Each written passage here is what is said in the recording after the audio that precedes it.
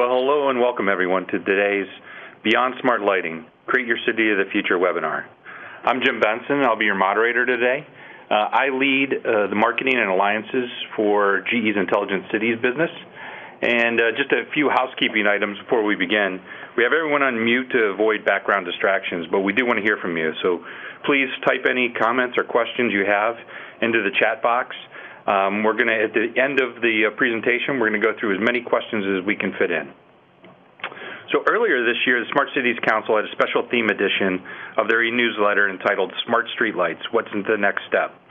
I wrote a short article for the newsletter that garnered a lot of interest and questions, so we decided to take a little deeper dive into the topic and host this webinar.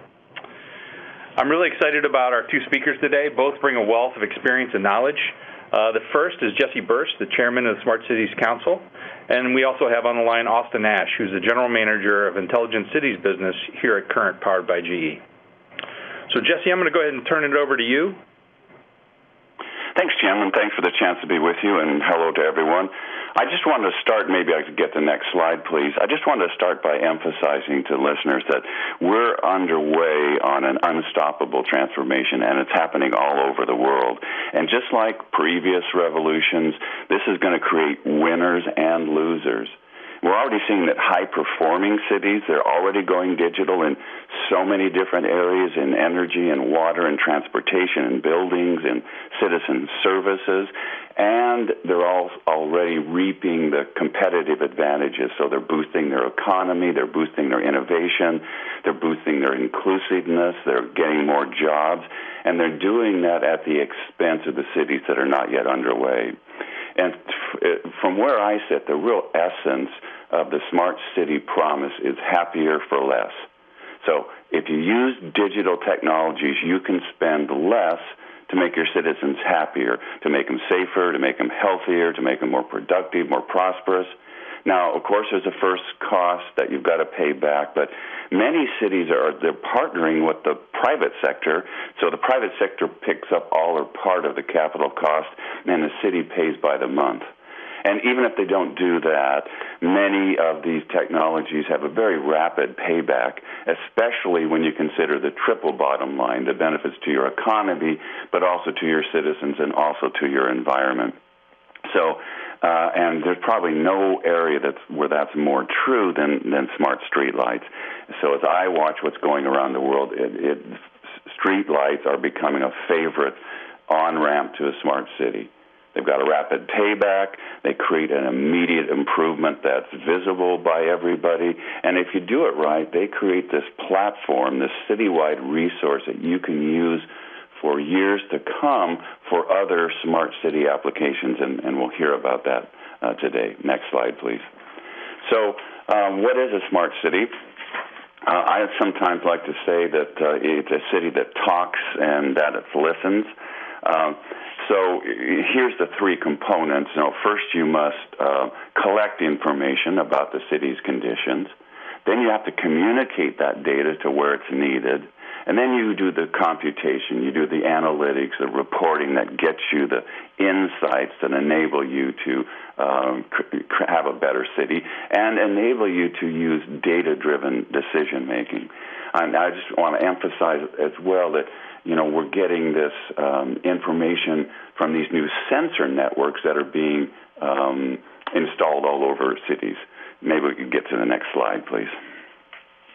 Here's at least 4 ways that you can gather information. And one is your existing sensors. Cities often have a lot of information already. Of course, they've got historical information about their citizens, about their businesses, about their regulations. They've also got existing sensors often in their streets, in their buildings, and so on. You can also install new sensor networks, and we'll hear today of how you can use your street lights as a great platform, a great place for some of those sensors to live and to communicate. You can also use your vehicles. The United States Postal Service is offering to do this for some cities. Other cities like Pittsburgh have equipped their municipal buses. Some parts of the world, they use taxi cabs for this. And, for instance, in Philadelphia, not only are their buses recording environmental information, but when they go over their bridges, and Pittsburgh has 440 bridges, it's recording the vibration so they can notice if something is out of baseline. And then finally, your citizens can volunteer to use their smartphones. Almost every smartphone ships with at least 12 sensors in it, accelerometers and hygrometers and barometers and ambient light and temperature and so on. And citizens can volunteer to allow that information to be used to record information about the city, as is already being done in the private sector for years. Companies like Waze that has members volunteer their locations and other informations to make traffic congestion better. Next slide, please. So once you've collected this information about the city's conditions, now you've got to communicate it to where it's needed. Now, some cities send this back to their own server farms, their own on-premises infrastructure. Increasingly, though, it's going up to the cloud where a lot of the work is actually being done up in the cloud.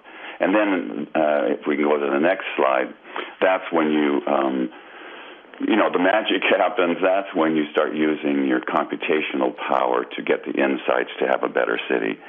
So there's at least three kinds of applications, and often good applications combine all three of them. The first is often called descriptive or situational awareness. What's happening in the city? What's happening anywhere and everywhere in our buildings, on our streets, and what's happening right now. From there, you can get into predictive analytics. So now that you know what's going on right now and everywhere, now you can use analytics to predict what's most likely to happen next. Where's the next traffic accident most likely? Which water pump is most at risk? Which transformer is most likely to fail? Which restaurants are most likely to violate the health codes? Which children are most at risk for parental abuse? I'm naming real-life examples that I've seen working for several years now. Then finally, third, now that we know what's happening now and we know what's going to happen next, how can we optimize the system? And especially, how can we do this in real time? Not how do we send this information to the planning department that'll come back in 9 months with recommendations, but how can we feed this into these advanced computing systems that will balance our power grid second by second, that will keep the traffic flowing as smoothly as possible second by second, and so on. Next slide, please. I also wanted to emphasize for cities that are starting down this path that it's so important to assemble your team up front. And, it takes a village to raise a smart city. It takes an ecosystem of partners. Now, we work directly with many leading cities, and we always emphasize, you can see a list of the stakeholder groups that we recommend engaging very early in the process. This doesn't mean that they will be on your work team, but it does mean you should consult with them very early in the process, and you should keep them up to date as you go along. We say that if you want to build for all, then you must plan with all. And if you skip this step, if you try to impose a top-down solution, you're going to make mistakes, you're going to find gaps, you're going to end up with problems and delays and pushbacks. So, again, I just emphasize this may be the biggest mistake I see in cities overall is failing to assemble that constituent team. Next slide, please. So, almost any activity you can do in the city can be made smarter and more effective. You can make your city employees more efficient, effective, and you can also, allow your citizens to tap into these self-service applications where, again, it's costing you much less, but citizens are happier because they prefer to have that 24/7 self-service access.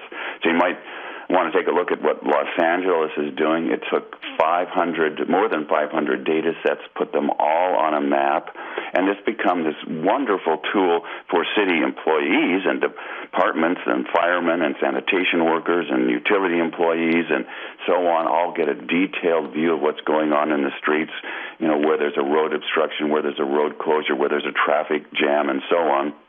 and where the next building is that needs to be inspected, but also citizens get access to this. So it helps from everything from 311 call center response time to pothole repairs, and to make it better and easier for emergency responders to get where they need to go on time.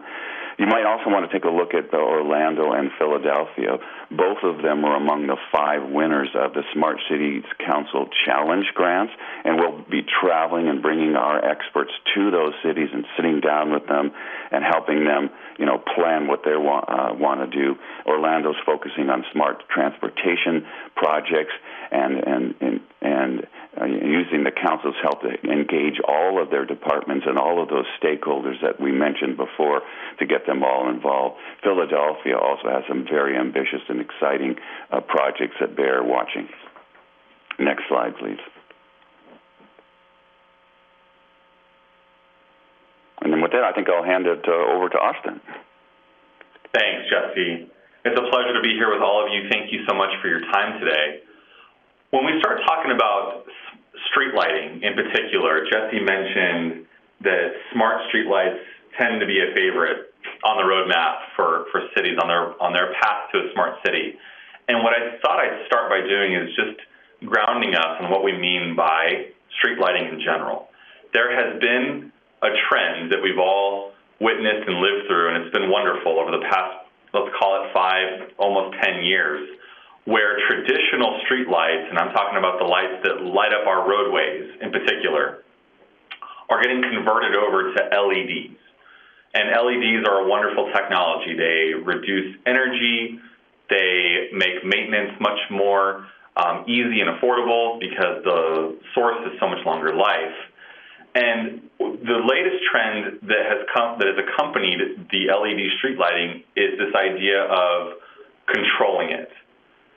Smart LEDs are a connected LED with a controller that allows you to turn the light on, turn it off, dim it, record the energy consumption, do asset management of this light. And this is a fantastic technology that allows you to really take a holistic ownership of your LED system. But what's coming next is, along the way, there was a realization that the infrastructure that was in place to support this street lighting system is actually very, very valuable real estate. The poles that are sitting in the ground that hold these street lights up actually contain 3 very, very valuable things. They contain power, they are ubiquitous, in other words, they're all over the city, and the street lights actually sit at a pretty valuable elevation in the city. They sit about 10 meters, 30 feet off the ground. And so the question started getting asked with, what if we could repurpose this existing infrastructure and turn it into something that could help solve more than just street lighting concerns for citizens? And so one of the things we've done at Current is we've actually built a digital engine that allows us to repurpose that street lighting infrastructure into an extensible, secure, horizontal, connected piece of infrastructure that actually allows the city to weave a digital thread through every street and sidewalk in their entire city. And so this is a very complementary piece of technology that comes with the smart street lighting. Specifically, when you think about what cities are trying to accomplish, there's really 4 core services, right? There's citizen safety, there's economic development, there's managing their budget and making sure that they're taking advantage of any cost savings opportunities, and then there's sustainability, keeping that whole program running so that it becomes future-proof, if you will. And when it comes to smart street lighting, which is just the LED with the connected control, you absolutely get a great deal of citizen safety with your safe streets, nice bright light, easy to control. You know quickly when an LED has gone down. Obviously, you're reducing energy and greenhouse gases. And that's what brings us to understand what digital infrastructure can do for a city. It actually takes these 4 core services and really boosts them to the next level. When you consider what citizen safety is, with digital infrastructure, you can do things like reduce gun violence, right? You can actually help eliminate pedestrians from getting struck by cars through Vision Zero initiatives. You can actually make traffic more efficient and even parking more efficient in a city.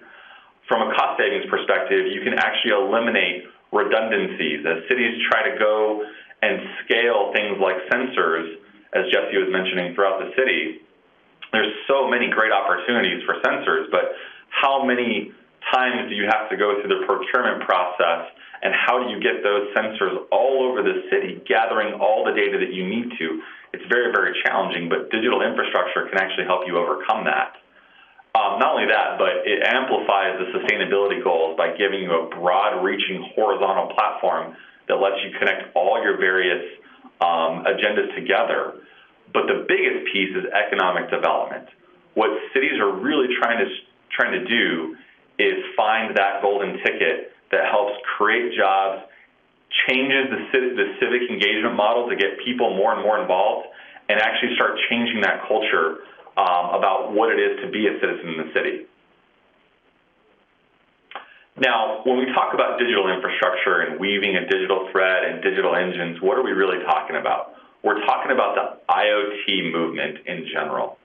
Everything, the entire Internet of Things movement is allowing things to get connected. And so what happens when you connect a piece of infrastructure like street lighting is you create an extraordinary opportunity, a force multiplier effect, where you have one common architecture that can actually start lending itself immediately to tackling high-level problems like gun violence to even low-level problems like where is the nearest food truck in my city. And when you have a purpose-built platform that's end-to-end architected for this level of this volume of data, this veracity of data, this velocity of data, you truly can achieve something that's future-proof and self-sustaining within the city.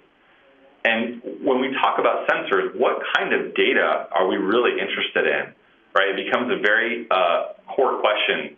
And so on the next page, what we're going to show you is how digital infrastructure can, in fact, weave this digital thread throughout the streets and the sidewalks that we've been talking about. So when you think about the streets and the sidewalks of a city, they are the nervous system of the city. They are, sorry about that.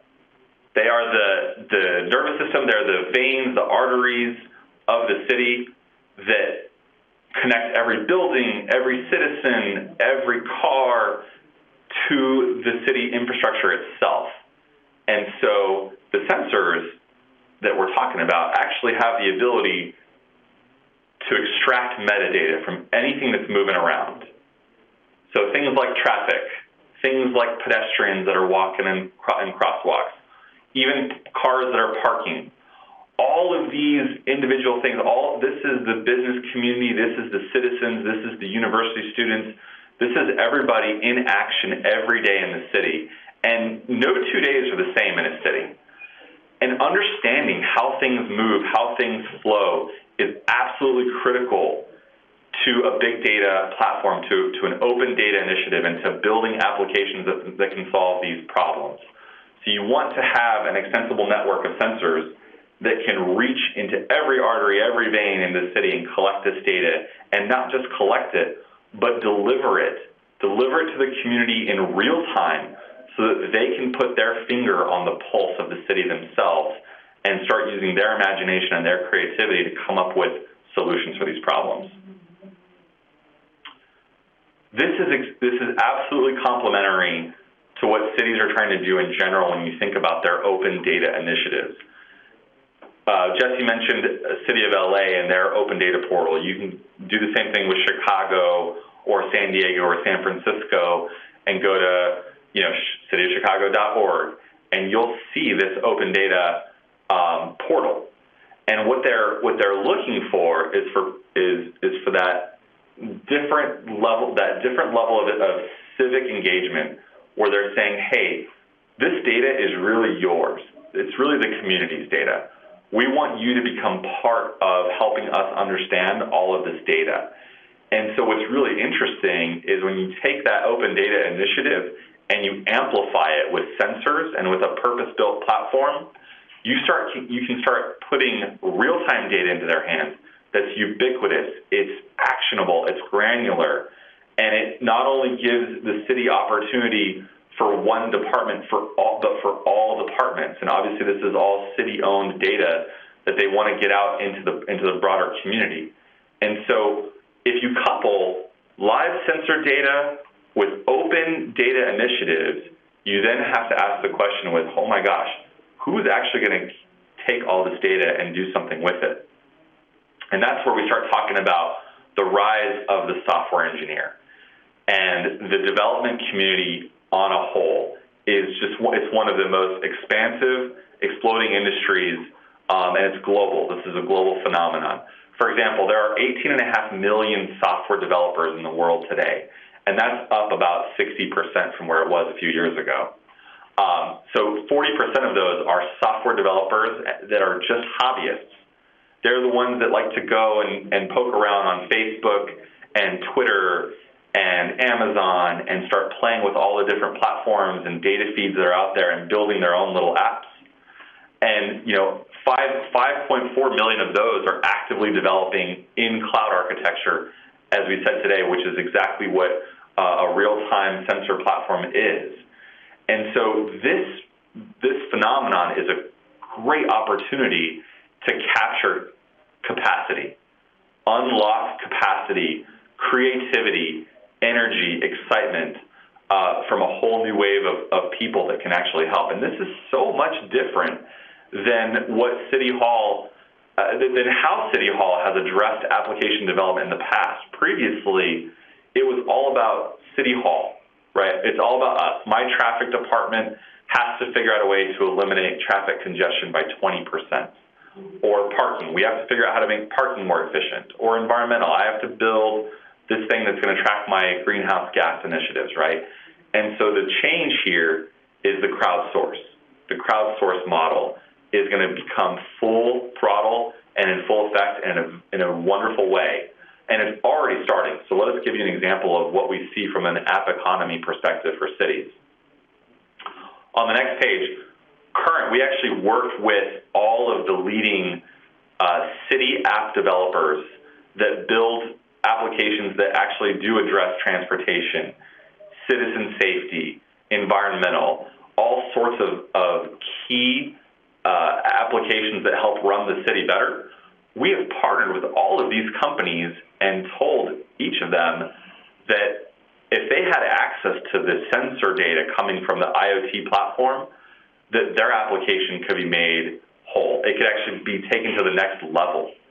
And so each one of these application partners has signed on to consume the IoT sensor data that we are providing, and they are actively promoting that their existing application can be taken 10, even 100 times its value by leveraging the ubiquitous sensor data that an IoT platform can deliver. And so that's on the professional side. These are the application partners that are out there actively working with cities. But let's go back to the other side of the development equation.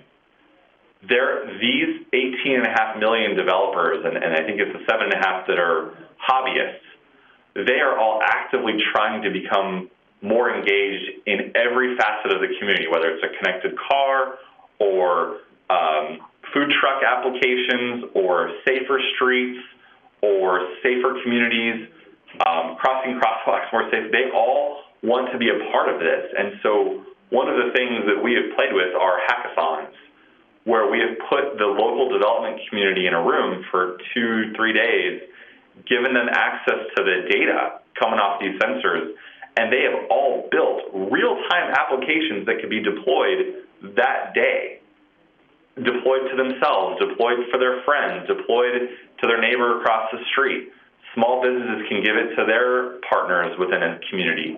And so the idea here is that you bring all of these applications together where the sum of the individual parts is actually greater than the whole of everybody working together. And this is our vision for what a smart city is. It's not one or two key traffic applications that are purpose-built for traffic. It's 25 applications that were built in 2 weeks that each touch on a different aspect of traffic, and as the citizens and the community and the visitors use them, that actually solves traffic in a much better way than one or 2 point source solutions ever could. And so this is the opportunity that cities have by deploying an end-to-end IoT platform like we're talking about. And this phenomenon, by the way, is not just true for cities. We've actually seen this phenomenon take place, all of us on the phone today, through the smartphone movement. Starting back in 2008, or was it 2007, when the iPhone came out. That wasn't very long ago. That was only 10 years ago. And when you think about what that iPhone is really an IoT platform, right? It's got 9 or 10 sensors in it. It's connected to Apple's cloud, or in the case of Android, right, connected to Google's cloud. And all the SDK, the software development kit for that phone, was made available to guess who? The development community. And the development community are the ones that have built these millions of apps. They have built $40 billion worth of revenue from applications that were built, right? Almost 2 million jobs, right? 1.4 of those specifically attributed to the application development. And so I think what's really interesting about what the smartphone industry has proven to all of us is not only is there capacity, but there is talent and there's extraordinary creativity and energy that when you put the power of the data into the hands of these people, they can help solve the problems in a much different way. Little did any of us know that Angry Birds or Pokemon Go would be on half the phones in the world. And the same thing holds true for smart digital infrastructure in the city. Who knows what kind of applications can be built that help you and your family and your citizens have a more livable, safeable, workable life in the city. And so just summing this up, we think that there is just extraordinary opportunity for cities to really follow in the footsteps of the smartphone path. By repurposing all of their infrastructure, their street lighting infrastructure, into digital infrastructure, they are going to create this massive amount of data. They're going to have the ability to harness it and put it into the hands of people that can actually help solve problems in a very fast, effective, low-cost way, as Jesse said, and really take advantage of technology that does that, communicate, that compute, that connect trend that makes all of this possible. And so we're extremely excited to be at the middle of this. And there's a lot more things that Jesse has to talk about coming up here, but we're going to talk about some real-life examples of this happening in the community today.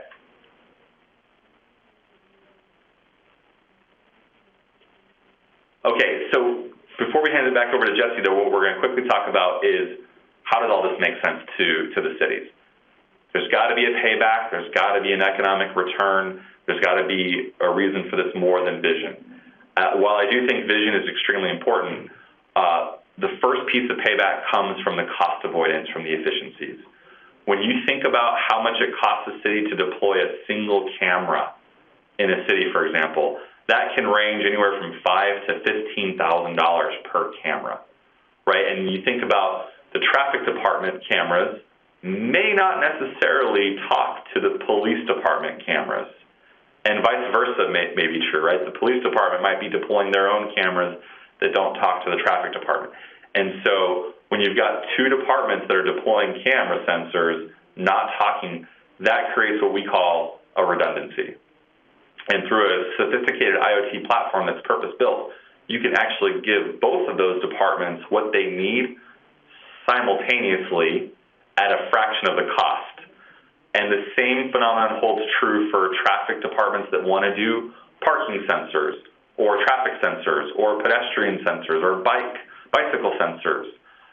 Same thing holds true for the parking department that wants to do more efficient parking for the citizens. There's so many different ways and so many different great initiatives that cities have to accomplish their goals. But if each of them is independently buying hardware, connectivity, software, and licenses to run their individual platforms and none of them talk, then you start talking about paying system integrators to come in and integrate all of that on top. And so there's really a massive amount of cost savings, as Jesse referenced earlier, when you do this digitally with one common platform to save a ton of money. And not only that, but the citizen services that can come out of this are exponential. Instead of a single purpose-built application, you can have one platform, one set of data that reaches 15 or 20 different applications at the same time. And they work together, right? And so let's think about how this starts influencing our schools, our curriculum. Cities can start talking to superintendents and say, hey, students, why don't you get involved? I mean, imagine having K through 12 involved with coming up with ideas and universities building applications. Then you start opening this data up through programs to incubators and entrepreneurs and small businesses. They can start getting their hands on this data and becoming part of the solution as well. And so when you start building the business case for cost savings and an exponential improvement in services, and you start building up that city pride and that ultimate differentiation for your city, you can quickly see that the payback to the cities is just extraordinary for a platform like this. So with that, I'm going to turn it back over to Jesse to talk about economies of scope. Thanks, Austin. That was great stuff and very helpful. I really just wanted to emphasize that these days it's so important to think about economies of scope, creating multiple value streams from a single asset. So we all know about economies of scale, making the same thing many times to lower cost, economies of scope, using the same thing in many different ways. So, we often see this, for instance, in electric power companies today, where they've, for the last 100 years or so, been installing assets that have been paid for by their ratepayers. Now they're beginning to think about what are some new ways we can use those same assets to create additional value. And the core challenge, the core opportunity is these three things: share infrastructure, share cost, and share data. We cannot afford to have 17 citywide communications networks for 17 different departments. We can't afford to have one for parking and another one for traffic, et cetera, et cetera. So we've got to get our departments collaborating, and even in many cases collaborating with the private sector. For instance, many cities do not own their own municipal utility, so they need to partner in those cases where their utility owns their streetlights, and that's the case in about half of all American streetlights. Then they need to partner with their regional utility to share those costs. And then, so important, to share data. Think about, say, Google Maps. It's interesting if you see the cities, but if now you layer over the streets and highways onto that map, it's even more valuable. Now if you layer on where the restaurants are, et cetera, that creates more value. And so every time you share data and produce these multiple sources of data, it creates more value for everyone. And really no asset is more suited to this kind of multi-purpose use, these kinds of economies of scope, than the streetlights you've got sitting there already. So let's go to the next slide. And I think at this time we thought we might wrap up and just talk a little bit about San Diego. I was just there a month ago. I sat down with the city officials for an update, and the thing they are most excited about is what's happening with their streetlights.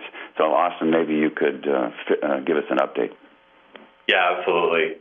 We've been working closely with the city of San Diego for a few years.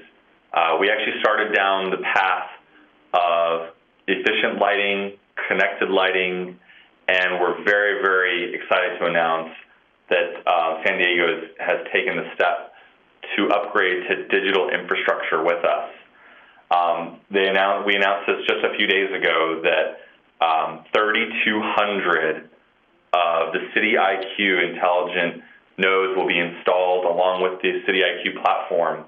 And all of it is funded through 14,000 LEDs that are being installed that are all smart LEDs as well. And with this, the city has taken an extraordinary step in proving out what a smart city really is. I mean, when this project is fully implemented by the end of the year, they are going to be the world's largest smart city IoT sensor platform in the world. and we're going to be working very closely with them to activate this development community that we've been talking about, to help start building all the smart city apps of the future. This is an extraordinary transformation in how the city is going to interact with the citizens, with the visitors, even internally. How departments are going to be sharing information and sharing sensors across each other, all through one common platform. It's just extremely exciting. We're working very closely with AT&T, who is the transportation, data transport and implementation partner. We have Intel working inside of our digital engine, helping power all this wonderful data. And we already have a few application partners signed up to help us start adding value on day one with a handful of killer applications. For example, we have ShotSpotter, who will be doing gunshot detection in all of these areas of the city, Civic Smart, proximity, and just an extraordinary team there at City of San Diego. The thought leadership there and the champions that we've had there have just been extraordinary, and kudos to them for taking the first step and leading the way to show everybody what an intelligent city, what a smart city, intelligent city really is, and what it really could be.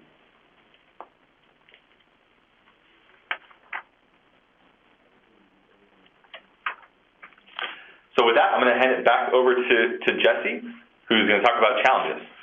Thanks. So, but as we wrap up here, and as you're thinking about your own smart city journey, here's the 5 key challenges we encounter in cities around the world, and they're pretty universal. Now, different issues have different priority order in different parts of the world, but here's the 5 areas that seem to really be the biggest roadblocks. And one is technology, just what should we do? And when we survey cities, they say their greatest challenge is understanding how to do this in a cross-cutting way that involves all their departments, and we've discussed this at some length today. Their greatest fears, privacy and cybersecurity. So if you don't yet have your citywide privacy policy, if you don't yet have your citywide cybersecurity policy, if you don't yet have your citywide data management policy in place, please do that right away. Many great examples out there on the web. You can go to smartcitiescouncil.com and read about some of them. You can use them as a template, borrow the best ideas, and develop your own things. Now, the technology, of course, can be confusing and challenging, but it's actually the easiest of these 5 challenges in most cases. We've been on this smart city journey for at least 8 years, if not longer. There are thousands of smart city pilots and projects that have already been completed, so we've got a lot of learning and a lot of best practices. Financing is how do we pay for it, also a big challenge. There's really a growing consensus that public-private partnerships are going to be needed for many of these projects. No city, even the richest, can afford to pay for all of these things just from tax revenue. It's also real important to perfect your stakeholder engagement, to partner with your stakeholders, your businesses, your universities, your innovation community, your advocacy groups, and so on, as we mentioned on a slide earlier. You also really got to think about your policies. There's often so many archaic policies still around from 100 years ago, were terrific for the last century, but are not what's needed now. So you need to remove those policy roadblocks. But you've got to do that while you're also safeguarding privacy, safeguarding security. And then finally, a problem I call governance, which is how do we organize ourselves for success? How do we get our departments working together? How do we break down the silos? And how do we create the governance policies so we know who's leading and who has a right to access this data and who has the obligation to update this data and so on. And again, there's some great smart city plans out there on the smartcitiescouncil.com website and other places where you can study great examples from the cities that have gone before. Next slide, please. I also love to, invite you to please help us, help cities. The mission of the Smart Cities Council is livability, workability, sustainability. We're trying to help cities get to those triple bottom line benefits. So if you're a city official or citizen, please attend our events, download our free guides, request a readiness workshop. We'll be going to more than 50 cities this year, bringing our experts there to help cities sit down and do that initial planning and do it in an integrated fashion. Now, everything we do is vendor neutral, so we don't do any systems integration or brand specification, but we can certainly help you get started down the path and get you access to those best practices. If you're an academic or a researcher, a nonprofit, we've got about 5 or 6 dozen on our advisory board, national laboratories, university, World Bank, et cetera, et cetera. We'd love to connect with you, share your research with the cities that we serve. Also, utilities. Whether you're a municipal utility or an investor-owned utility, we've got a number of utilities as members. We've got a special pricing for utilities to make it very easy. We've got a social media campaign, Utilities Advancing Cities. We've got task force that's doing road shows around the country. We'd love to have you along as well. And then finally, vendors and suppliers. If you've got a product that's valuable to cities, please consider joining, contributing your best practices and your case studies to our library that sits online. And again, that's smartcitiescouncil.com. Next slide, please. Perfect. Thank you, Jesse. So with that, we're going to go ahead and take questions, and I applaud the crowd on the webinar today. There's a lot of great questions and conversations here. So we're not going to be able to hit them all, but we'll, hopefully as we send out more information around the webinar, and a thank you for you guys attending, we'll try and answer a few more of these. But first, I wanted to start off with Austin. When you were talking early on about the digital infrastructure, you mentioned that one of the potential outcomes from this for cities is a reduction in gun violence. We've got a couple questions on that. Could you take a couple minutes and explain how that's possible? Yeah, absolutely. What we discovered with some of our sensors that we've embedded inside of the digital engine is that we actually have the communications ability, the compute ability, and the overall architecture to support third-party analytics on the edge. One of the world premier gunshot detection technology provider in the world is a company by the name of ShotSpotter. They're based actually here where we are in the Bay Area, and they have perfected the art of actually detecting gunshots through their software and their sensor product. And so what we did is we partnered with ShotSpotter and actually put their technology inside of our IoT platform. So every single one of our City IQ nodes that gets installed onto a street lighting pole is ShotSpotter ready. And with a simple phone call to ShotSpotter, you can turn that on and have gunshot detection anywhere and all over the city as needed. Normally, ShotSpotter tends to go into cities where they have very high gun-violent areas, and certainly we would cover those areas as well with the street lighting infrastructure. And now, because this is a very scalable platform that has multi-use across not just police departments, but every department, there's a business case to be made for scaling gunshot detection all over the city and offering the citizens in the community that blanket coverage, that assurance that everyone knows that if a gunshot goes off, that this community is going to know about it, the city is going to know about it, and help respond in the best, fastest way possible. All right, perfect. Jesse, a question for you. We talked a lot about San Diego and some other very large cities. How is the industry thinking about scaling or descaling to smaller cities? Is it applicable in small cities? And do you have any examples of small cities that are embracing the technology available these days? Oh, there's dozens, if not hundreds, of small and medium-sized cities. There's several technologies that make it easier for small cities to participate, and the key among that, or the leader among those, is just cloud computing. So when you work with a major vendor who's using a cloud computing platform, you're typically inheriting an application that was developed for a much larger city, but now they're just turning on an instantiation and customizing it for you. You just buy as much throughput, so to speak, as you need, and then as you grow, you can scale up without hiring data scientists, without putting in server racks, without hiring your own developers and so forth. In addition, you inherit their world-class cybersecurity, their world-class technologies, again, that they've been developing, not just for the benefit of larger cities, but for the benefit of all the other industries they typically serve. So I think that's one a terrific way. And I think Austin, touched on another aspect, is that many of these assets are expandable. So if you'll just, our motto is, think big, start small, move fast. So, and where many cities fall short, I believe, is they don't think big first. Now, when I say think big, I don't mean start big.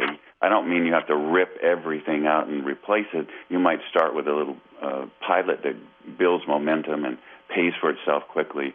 But if you think big so that you're doing it in a future-friendly way so that it can be expanded when you want to. In the case of streetlights, if you get a system that can grow in some of the ways that Austin described when you're ready, now you're doing it in a future-friendly way, and it's much easier for a city to get a smaller city to get started. A couple of other things to mention. One is just financing. There are ways to move these things from your capital budget, where you may have challenges, to your operations and maintenance budget. And again, public-private partnerships where the private sector will pick up part of the cost and you pay them by the month. And there's an increasing number of places that will give you a smart grid as a service, smart street lighting as a service. They'll even manage and run it for you as well. And then finally, we call it demand aggregation, probably not a great word, but the idea of cities joining together to buy things, increasing their purchasing power, and increasing their ability to afford and get to the very latest technology. That final one is something cities really need to do a better job on. Right now, they sometimes come together to buy fax paper or paper clips, but really they ought to be thinking hard about how to join forces for these technology purchases. And I might just compliment what Jesse is saying on this one. For as far as small and medium-sized cities go, I think that there is extraordinary intimidation that can come with adopting new technology like this. And what's really beautiful about IoT and cloud compute is that there's actually no technical lift required by the city's IT department or chief data officer.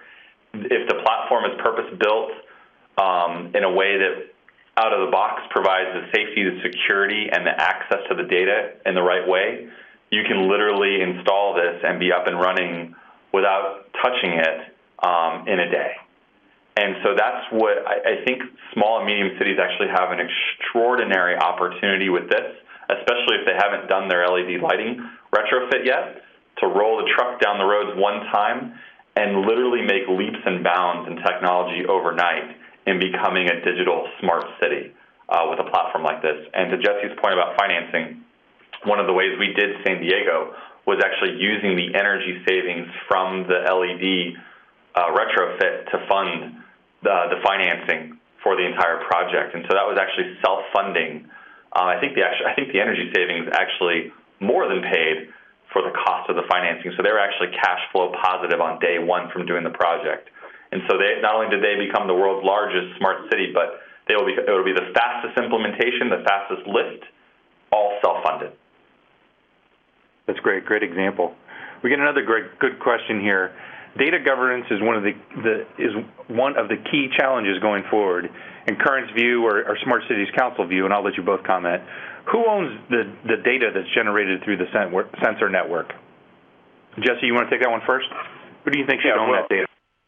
Yeah, here, this is an area where cities have to be very careful, and, the industry at large has to be very careful. You need a clear citywide policy. Seattle did one, I think, about a year ago after it was getting a lot of pushbacks. Other cities like Chicago have had a lot of pushback. So it's important to really publicize, notify people, and whenever possible to give them an opt-out. So if for whatever reason they don't want to be tracked in this way and they're willing to forego the benefits that come with it, then, they can have that option. So it's really important to address it up front, to take a look at the other privacy policies that have been published and to come up with one for your city that you can promote and publicize widely. Great. Austin, what about you? Who owns the data? Yeah, I think the way we, through our research in this space, not just in the U.S. but globally, I think we've come to a common recognition that cities will want and need to own their data. And so in all of our contracts and everything that we do to set cities up to be on this platform enables them to own and control and maintain their data. Certainly there's things we can do to assist them with that, but we recognize that cities' policies are in place for a reason, and so they know best how to govern certain types of data feeds and certain data streams. Obviously, they want to open it up to as many people as possible to get these apps built, but there's certain types of data that may be more sensitive than other types, and so they need a platform that allows them to command and control and regulate the flow of that data as needed. Great. We got a couple questions on privacy protection. Can you describe a little bit about how the system collects data, what the data is, and is there any privacy concerns? Sure. I'm going to go back to a page that we presented earlier, and what we're talking about here is metadata. Metadata is anonymized data. It's simply zeros and ones that come off a object of interest. So on the screen, if you're still watching, whoever asked, there are multiple things that are moving around the city, giving us extremely valuable data that we just want to collect the metadata. In other words, how many people are in the crosswalk right now, not who is in the crosswalk right now, not which license plate crossed the crosswalk right now. All of that data, none of the personal identifiable or PII data is available for this. It's 100% metadata. So car speed, car count, car direction of travel, how big is the car. These are the types of data sets that we're most interested in and quite honestly are most valuable to the application development community. And so privacy is protected. Perfect. That leads into another good question we got on just how is the data secured from end to end, and just if you could talk a little bit about how the digital infrastructure that collects the data is secured. Sure. That's such a great question. When it comes to security and open platforms, sometimes those two terms can feel a little bit counterintuitive. How do you have something that's open yet secure? And I think we've actually accomplished that. The way to think about security is you want to secure your platform at 4 layers. If you don't have at least 3 to 4 layers of security, you actually don't have security. So the first layer of security is around the device itself. You want to make sure that no one can go in there and tamper with the device, change the hardware out, swap software out, put in sensors or devices that are not approved devices, right? So you want to have a layer of security at the device itself. The second layer you want is at the communications layer. So data's coming out of the sensor, data's coming into the sensor for updates, and you've got to control that communication layer through a safe and secure network, which is why we partner with companies like AT&T to provide that dedicated, secure connection line. The third layer of security is at the data center. You want to make sure that once the data gets into our platform, and onto the platform that we build on, which is called Predicts, that data center is actually secure. No one can walk in there and change things around. And then the fourth layer is at the application layer. You want people to have access to certain data at certain times in certain ways, but that means that it can't be a free-for-all. You can't have people from Russia or China logging into the system and getting data whenever they want from your city. The city needs to have the ability to control who gets access, when, where, and why. And so if you have those four elements of security and you have the ability to open the data up at the city's will, then you have achieved both secure and open. Great. Another question here, Austin. There was a question about, is this system, once it's installed, upgradable or extensible? How can you do as much as you can to make it future-proofed so that the city doesn't have to go back up the pole again? Yep, that's a wonderful question. Thank you to whoever asked that. When we live in the world of device upgrades, right? I think Apple's about ready to release their next version of the iPhone, and God only knows what Galaxy we're on now. I think we're on like Galaxy 17. But the idea that hardware can become obsolete is a very big concern. And so what we have done is two things with our platform. The first thing is we have put an extremely large edge compute capability on the edge. So we work with Intel, and we have the ability to crunch as much data as we could possibly throw at it on the edge. And what that means is that when you're looking at this page here with the sensors working, is that we can do an over-the-air upgrade and turn the existing traffic and pedestrian and parking sensor into a new sensor with just a software upgrade. So let's say a city's worried about wild dogs running around the street, or potholes, or doing asset management with mailboxes, or whatever the need is. It's going to be very, very easy for us to send a software update over the air and make that sensor into a new sensor automatically without ever having to go back to the pole and even touch the device. That's number one. Number two is each of the City IQ nodes has Bluetooth and Wi-Fi capability. So if a city has another special sensor, maybe it's radiation or soil moisture or you name it, instead of having to rely on that sensor's backhaul capabilities, you can put it onto the pole or in the ground. As long as it has line of sight to one of our nodes, we can help bring that sensor data in as well, which also makes this very future-proof, just in case there's a sensor you want that we didn't have. But the third thing that we've done is put USB and PoE ports on the device itself. So if you want to hard port a registered, certified sensor onto the node, you can plug in something of interest, and off you go. Perfect. Thanks, Austin. Austin, one more for you, and then I have one more for Jesse, and then we'll wrap up. So, Austin, at Mobile World Congress last week, someone's asking about the announcement that was made on the partnership between Current and AT&T. Can you tell us a little bit about that deal? Yeah, absolutely. One of the things that's changing just as fast as the technology and the opportunity for cities here is some of the market dynamics. And when you look at some of the trends that have happened over the past couple years, the telecommunications industry has taken a huge leap into smart cities, enormous, bigger than anyone expected.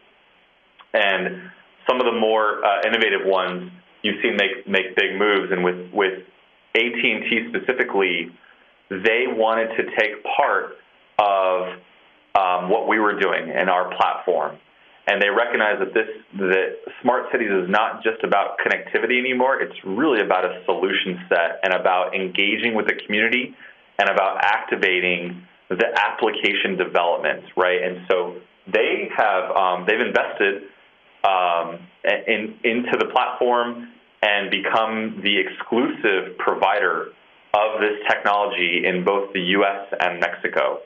And so we're extremely proud to be working with them. They bring an extraordinary amount of technical competence, relationships with cities, and the ability to deploy something like this at scale. especially when you start talking about tens and thousands of connected nodes. You need a sophisticated entity that knows how to do something like that. And I think Thomas Edison, the founder of GE, and Alexander Bell, the founder of AT&T, coming together, the two industrial giants meeting somewhere in the world of IoT, it just creates a fascinating opportunity for small, medium, large cities alike to come and take part in this fantastic opportunity to transform their city. Perfect. And this next one is a very fitting, kind of a good question to close on. So Jesse, we got the question, what can residents, we're all residents of cities, what can we do to encourage our municipal leaders to adopt this digital infrastructure and becoming a smart city? Yeah, well, it just starts with making them aware that you want and expect it. So if you like the service you get from Amazon or from Google or any of the other Facebook companies that have really revolutionized how we shop, how we bank, and so on, you could and should expect that same level of service from your city governments. So a good way to do this, because city officials tend to be both very collaborative with other cities, but also very competitive, because they're in a race for jobs and talent, is to give them an example. And here you can go to smartcitiescouncil.com and see hundreds of case studies and news stories about the latest developments, and send that link or print that out and give it to your council person and say, why can't we have this? Why don't we have these things available? So give them real-life examples. And then, there's often various mechanisms the city already has in place for citizens to get involved and to talk about what they want. Take advantage of those. Perfect. And we encourage everyone to do that. So with that, we're a little over on time, but I want to thank you all. Very great questions that came over the chat. Everyone was very engaged. We had a lot of folks on the line, so appreciate that. And I want to thank Austin and Jesse for their expertise and sharing their thoughts with us today. In our second quarter webinar, we're going to hopefully dig down a little bit deeper into our relationship with AT&T and kind of talk about what we see evolving in their framework and how together we're going to address a lot of smart cities' needs. So with that, we'll go ahead and close it here, and I want to thank everyone. Have a good day.